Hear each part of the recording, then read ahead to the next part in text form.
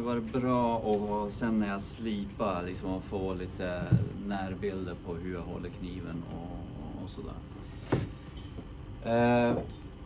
All right.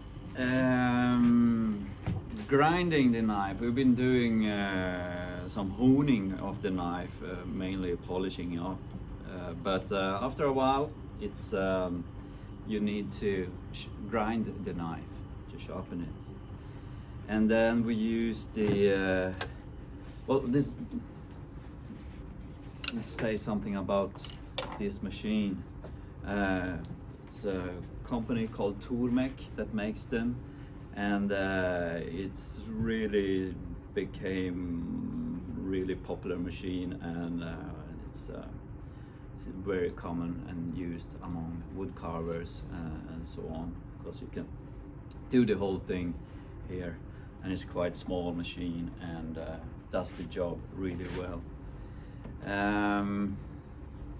However, there are other ways, alternative ways. If you don't have one of these, they cost about 6,000 crowns, and then you have to buy extra stuff like all these jigs for application for the machine, so it's quite pricey.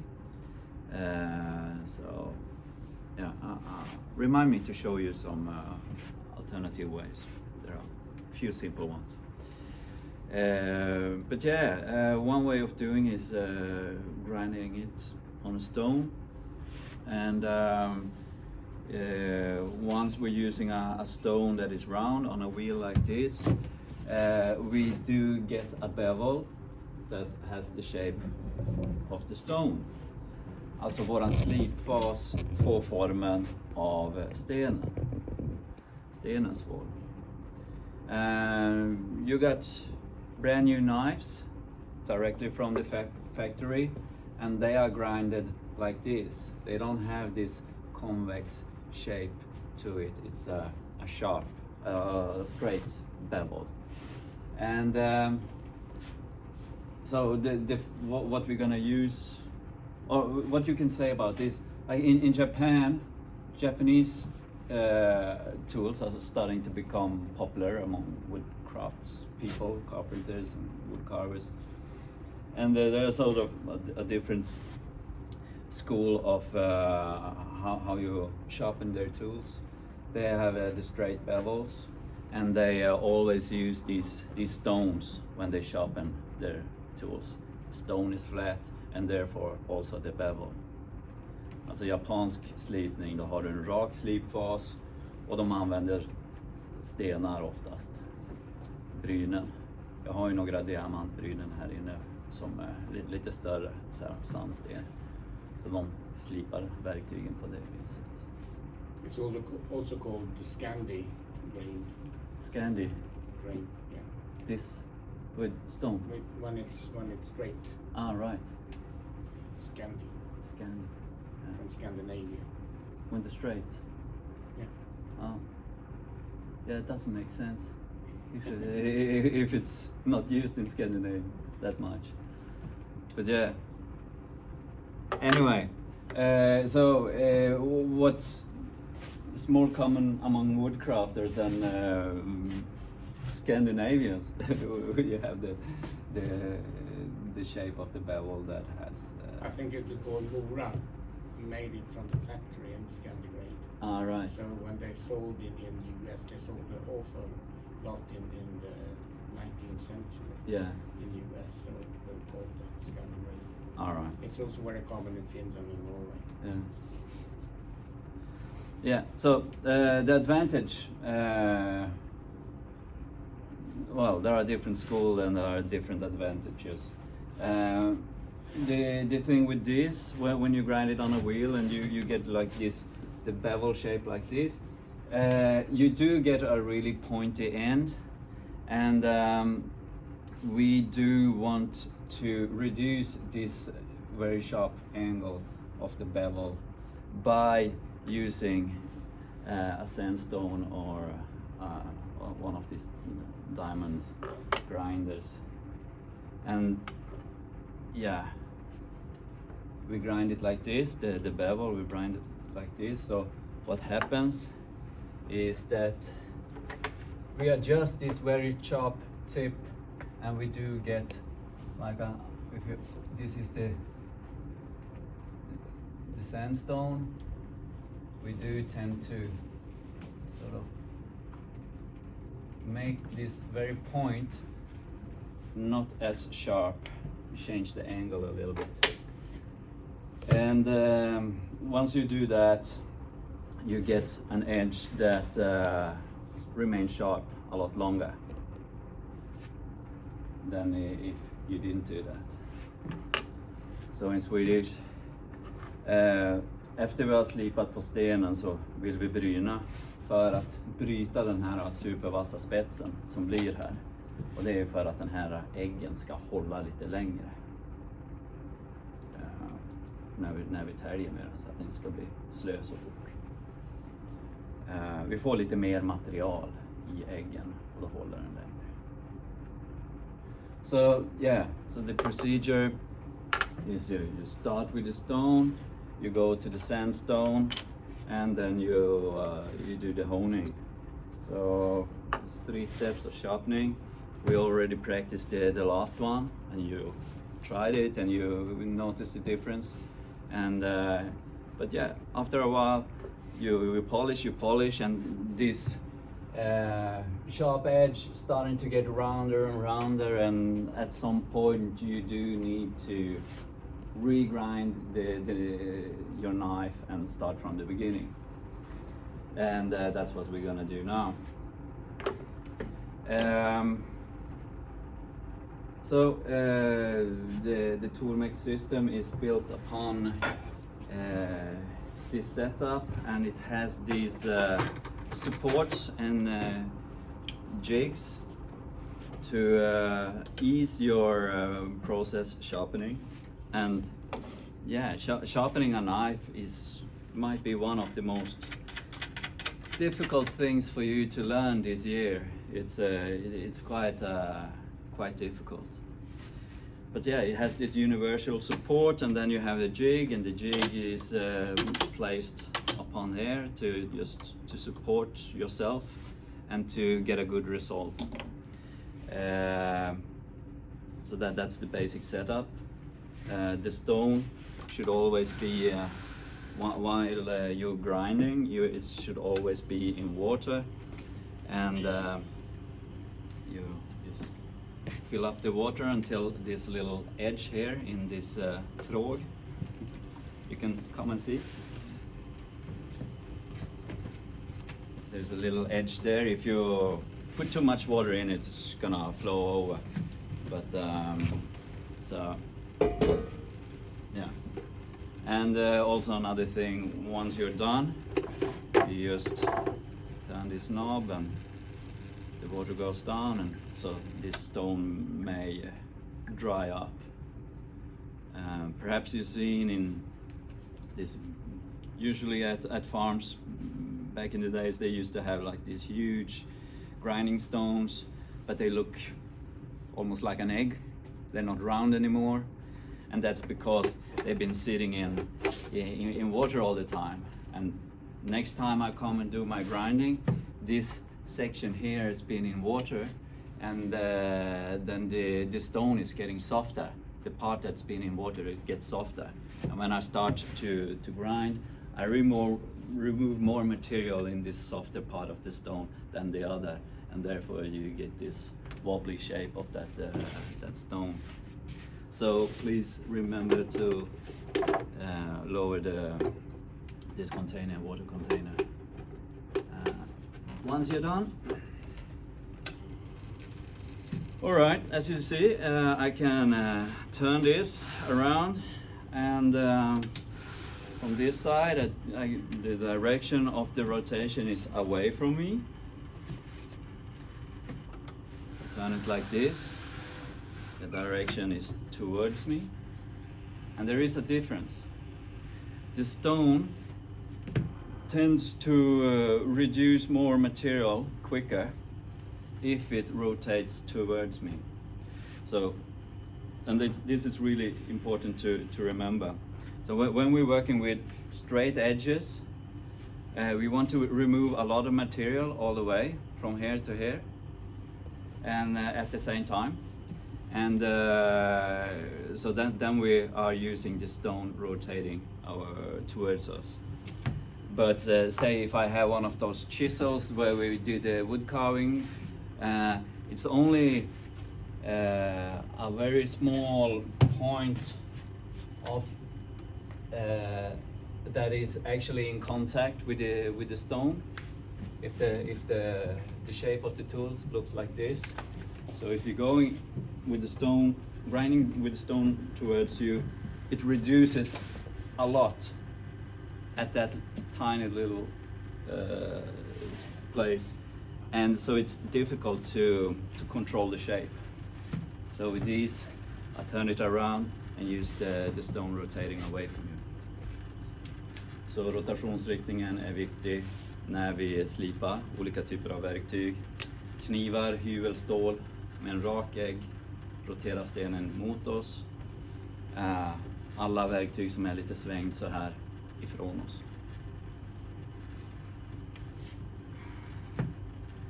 All right.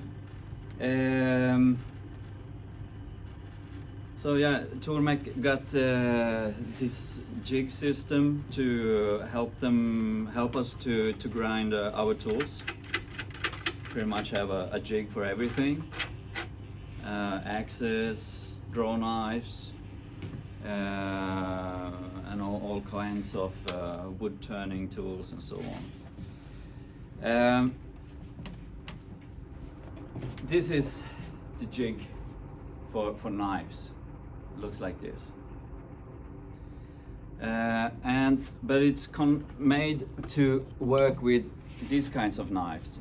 Like this is a normal carpenter or like a builder's knife, but like hunting knives and fishing knives, even smaller cooking knives works with this, and that's the dimension of the blade is a factor here.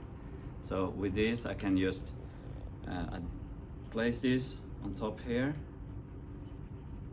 squeeze it like that, and it sits well, and then I can find my angle and the height of this support and be very stable and controlled when I'm sharpening the tool. So if you want to do bigger blades, you can just go with the knife jig by itself. But our knives, they look like this. You see the blade is really thin, like this. And if you put this knife here, what will happen is you're gonna start grinding the jig as well because of the very small blade. And therefore, they have constructed a jig that sits in the jig, and yeah, it looks like this. And so instead of fixing the knife in the blade, you actually fix it in the handle. It's a bit more of a process to do, but it works. And so your construction should look like this when we do the grinding. All right, so these are the two jigs you need to use. And so first of all, what's important is that the knife sits as straight as possible in this jig. So I adjust, tighten and loosen on this wheel, and yeah, here you really just have to go by feel and to sort of trying to line up the handle with the, so it's straight. If it's tilted in any direction, it'll be more difficult to sharpen.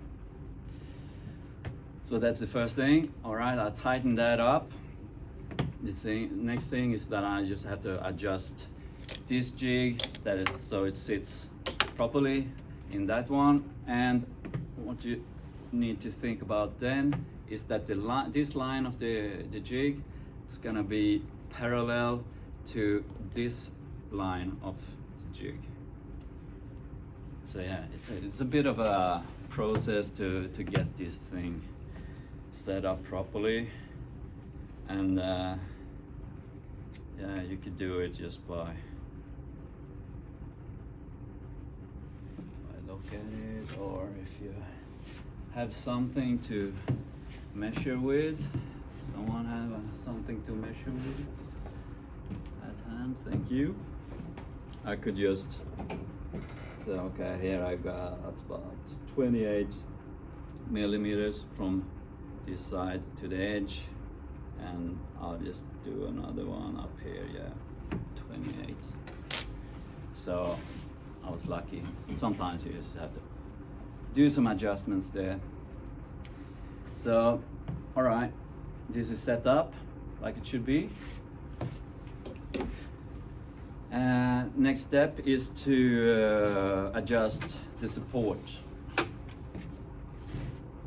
And I usually use a pen that is waterproof. Let's see if I have one.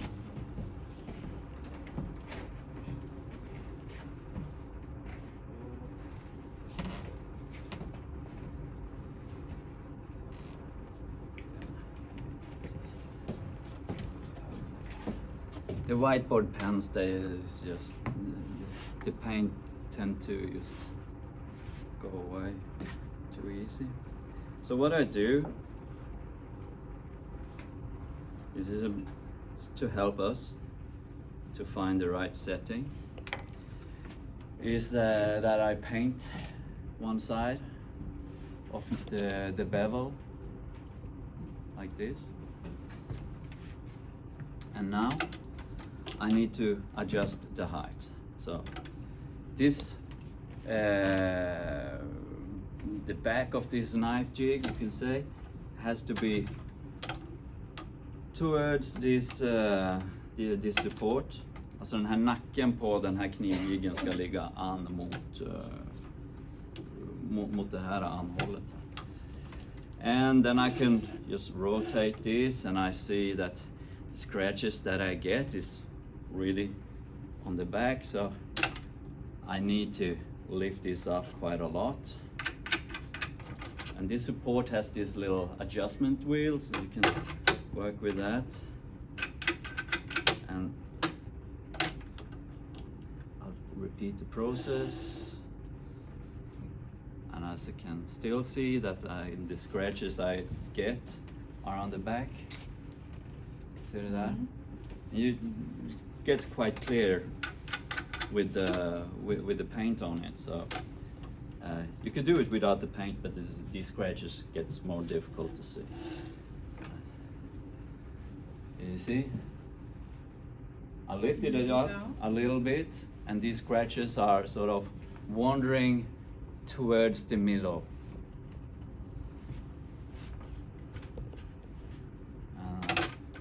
Just continue this process until I'm satisfied. Still a little bit too much at the back.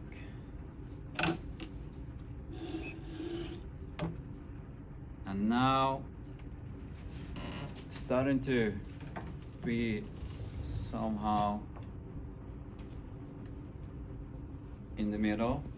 It's not in the back anymore. It's not in the very front. Not really in the front. Especially with you got these brand new knives. You want these scratches to be right in the middle of your bevel. This knife has already been grinded several times, so it already has this shape. So my scratches may have like a wider span once you already grinded it. So now, all right, I have so many scratches, I might just want to put some new paint on just to double check. my last setting. And yeah, it's a little bit to the front. And you see? So I'm just gonna lower it a tiny bit. And probably we'll be ready to go. Yeah, that looks better. It goes a bit on a diagonal, and that's really depends on how I tilted this. A small adjustment of this perhaps would change how my scratches are. But yeah, I'm gonna go ahead with it. So I locked my support with these two wheels here, these knobs. So it's all solid, and now I'll just do the grinding. And yeah, my thumb goes onto the back of this jig just to have a solid support towards this, a solid pressure on the support. And my other hand goes to actually do this movement. So a gentle pressure, and back and forth a little bit like this. And to get some sharpening happen in the very tip, I need to sort of lift it up a little bit. I just tilt it a little bit like that. You see?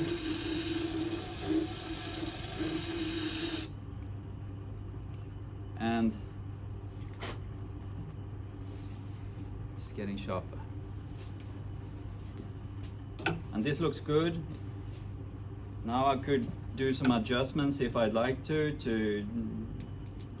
with the support, but I'm just gonna go ahead with this.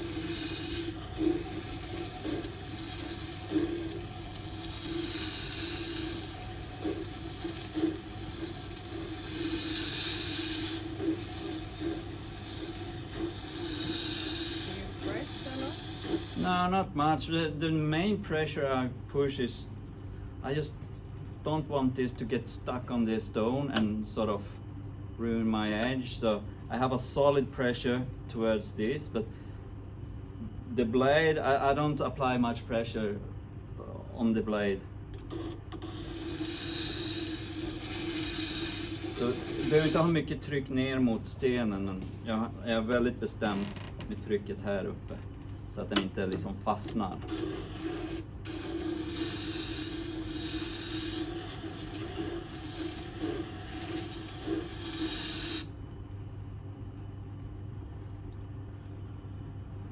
Yeah, it was grinding diagonally from the beginning, so we can see here that I have grinded. You need to come closer to see this. So I'm gonna grind a little bit more, you know, inside. But now it's starting to be look good. And you remember I was talking about how you could feel if the knife is sharp. What I'm looking for now is to make the knife feel really unsharp, because we got all these shavings from the grinding, so it's gonna feel like a saw. And if it feels like a saw, then you know that you have been grinding the very edge. If it doesn't, if it feels like it does after the polishing, like a really smooth edge, you haven't grinded enough. In Swedish it's called råägg. Alltså vi slipar tills vi känner den här råäggen hela vägen. Och råägg, det är liksom det som små metallspån som känns lite grann som en sågtandad yta på äggen. Så jag för kniven lite så här fram och tillbaka. Lyfter för att komma åt i spetsen.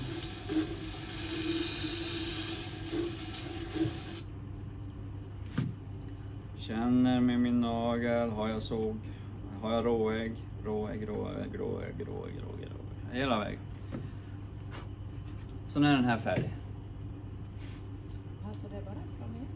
No, this side is Yeah, done. not the whole thing. So yeah, I'm just gonna repeat the process on the other side. And the downside with this system is that it would be nice just to flip it and rely on the settings that you already made.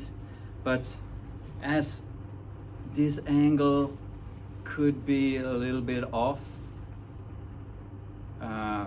so we really had to repeat the process on the other side, unfortunately.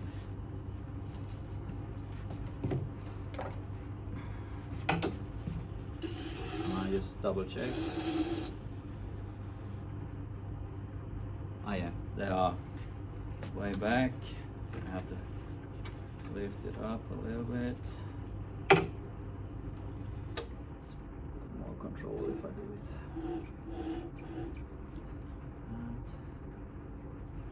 More up.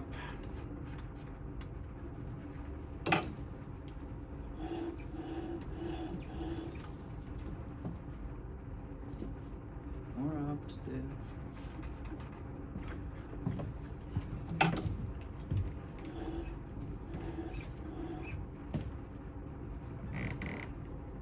Getting close. Now I'm gonna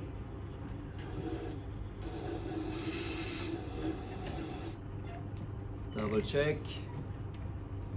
That looks nice. Actually a lot better on this side than the other side. And I repeat the process.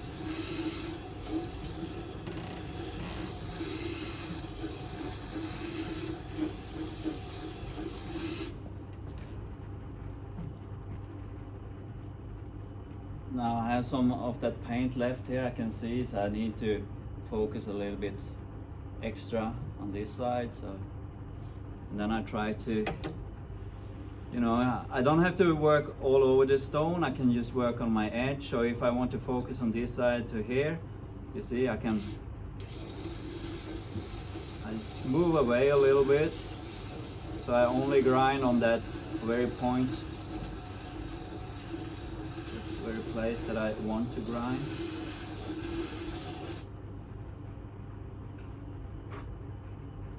A bit more in the tip, on the tip. Yeah. Perhaps a little bit more in here. And you can also use the edge of the stone. So now I'm not gonna grind all over this edge of my blade. I'm just gonna work on the edge, and then I can just lift the edge up a little bit. If I just want to focus on that very inner part. Something like that.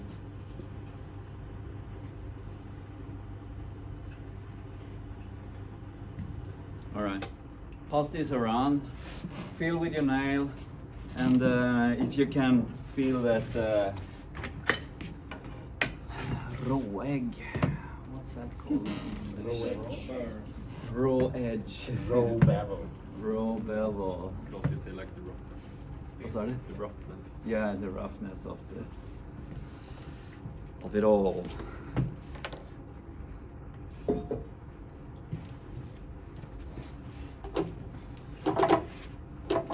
We have one question though. Hmm? Why are you grinding like against the blade instead of like from the blade? Like Yeah, that's the thing I was telling you about. Like flat edge, you want to go with the rotation towards, Why? because it removes more material. Ah, Ja. Så när stenen roterar mot verktyget som vi slipar, så avverkar stenen mer. Men du skulle kunna. Yeah, we could go the other way, but it takes longer time. No, it's not wrong. It just takes more time, and especially when you use these chisels, bildhuggarjärn that are curved.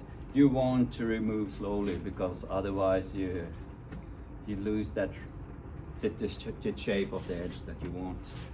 Så med bildhuggarjärnen alltid ifrån oss så att vi får kontroll över formen.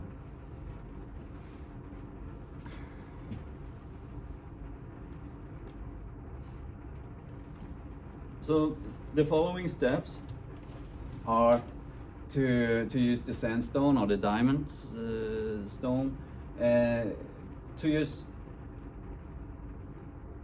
change the angle of the bevel, and it's also a process of removing this raw edge. So I'll start with green is extra fine, so I'll just settle for red and the green. So yeah, as I was telling you, like pressure with my finger is on the bevel, so it doesn't, so I won't screw up my grinding. Show again for the camera. Leave it a little bit too high. Like this. My finger is there when I grind from this side, and when I come from this side, sometimes sometimes I use my thumb as well. I have different ways of doing it. But yeah, from this side. Oh, with my left hand do it. I have to. It's all muscle memory, really. We'll see how I go. But yeah, a bit of support. Yeah, I just flip it. Yeah, I'm not left-handed. So yeah, I use the thumb on my bevel like this. Make sure I sharpen it all the way to the tip. And then I have to sort of lift it a little bit. Another way of doing this is to, I think that's why I bought the smaller ones, because it can be, especially with the chisels. With the chisels, I actually hold the chisel steady, and I work with the sandstone. With the knife, I prefer like this. And as I mentioned before, some people say you should always work in circles, and some just go back and forth, and different schools, different way of doing it, but the most important thing is that you have a solid pressure on the bevel. Alltså ett bestämt tryck med fingret mot slipfasen så att den ligger helt plan mot brynet. Superviktigt.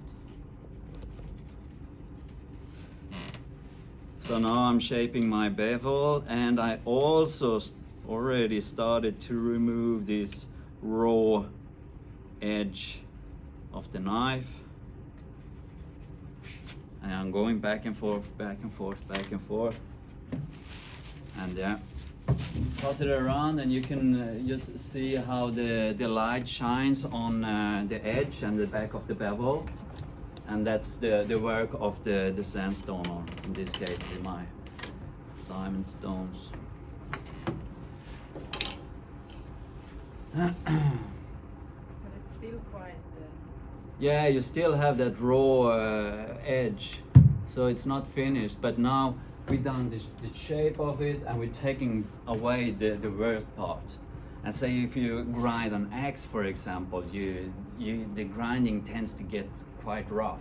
And if you don't do this step and go from grinding to honing or polishing, there's so much of that raw edge to polish away, so it takes a long time, and it's so much better to use these instead. But if you're looking at the instructions or tutorial films on YouTube from toolmaker and how they want you to use this, they always skip this step. They say, yeah, you just grind it and then you polish and away you go. But this is a lot better to add this extra step in the process.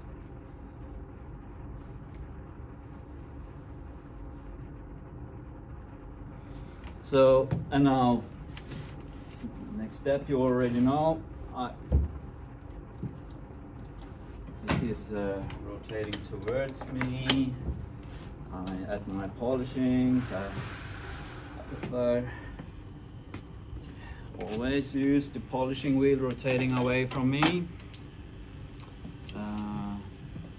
Yeah.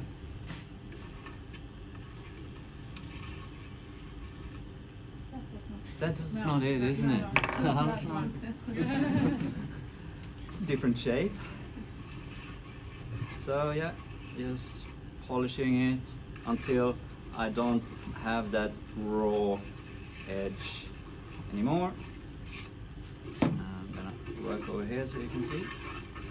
Always apply pressure at the back of the bevel first, and find that sweet spot angle. You can hear it, you feel it, and you can see it by leaning over and see if there is like this tiny little shade underneath the edge. And this is a lot more forgiving than if you were grinding it. I mean, if you're off a couple of degrees of with the angle of honing it, I mean the leather is soft, so it's no problem, and the polishing paste doesn't remove material that quick. Let's say, yeah, now it's sharp. Yeah, it's for show, but yeah, it's you can actually shave that now. So this is the Tormek way of doing it with the jigs and so on. I'm just gonna quickly show you how I'm doing it, and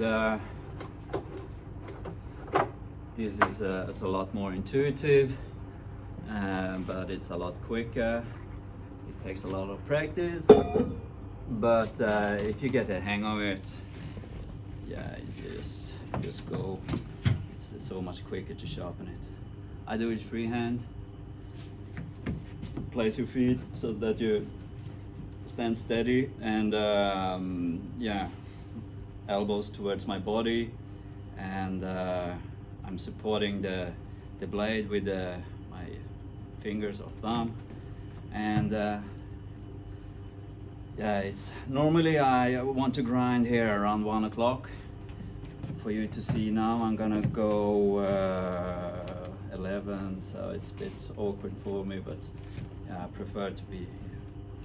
So back of the bevel, and you can see like I'm pushing like a little wave of water in front of the blade, yeah. And if I sort of, now I'm finding my bevel. There we are. I can feel it, I can see it, I can hear it. And now a super steady movement, just being really fixed and steady. There we are. It's not perfect. I missed a little bit in the tip. Okay, I do the tip movement. You see what I'm doing now? A little bit of a tilt in my hips. My upper body is totally steady and fixed. Movement comes from the hip. Yeah, there we are.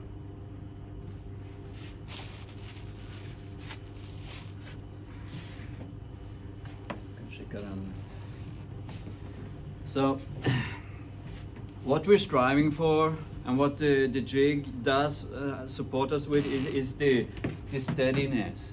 We don't move around and like that. Then you can see that you have one facet in English. We have to look that up. It's a really important word. Men vi har en facett. Hade jag liksom wobblat runt, då hade jag liksom haft 5 facetter.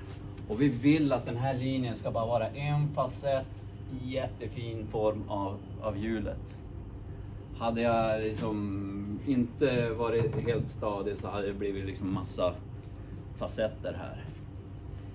Kniven kan fortfarande bli vass, det går fortfarande att tälja med den, men det vi ska sträva efter är en facett, och det är det jiggen ger oss. So yeah, we should strive for to get one of these facets and facets. I don't know. But if you move around and are not perfectly steady, you will have more of them. Still, the tool can still be sharp and useful, but yeah, sweet spot is one facet.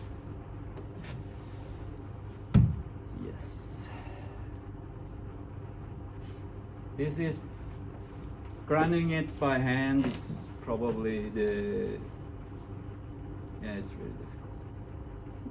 So if you don't want to go right away and launch into grinding with your brand new knife, I got some of these crappy ones you can use.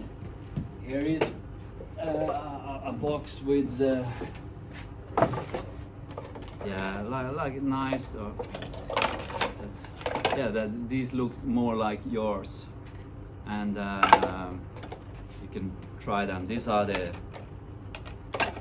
the ones you can, for those who want to come and carve it. They are the one for borrowing. If you have someone that wants to sit with you and carve from some other course or something, they can use those knives. But yeah, good to practice on them. And yeah, I absolutely advise you to, when you're grinding, tell me, and I'll be next to you and sort of guide you, because this is a thing you don't learn by just watching a brief. This is you need guidance and practice. So let me know when you're doing it, and I'll help you to set the jigs, and so you have a good result. The first grind is always the most difficult one. When you go from a straight bevel to this, once you got this perfect one facet bevel, it's a lot easier. So it's the first one when you are actually shaping the bevel. It's more difficult. So yeah. Thank you for listening.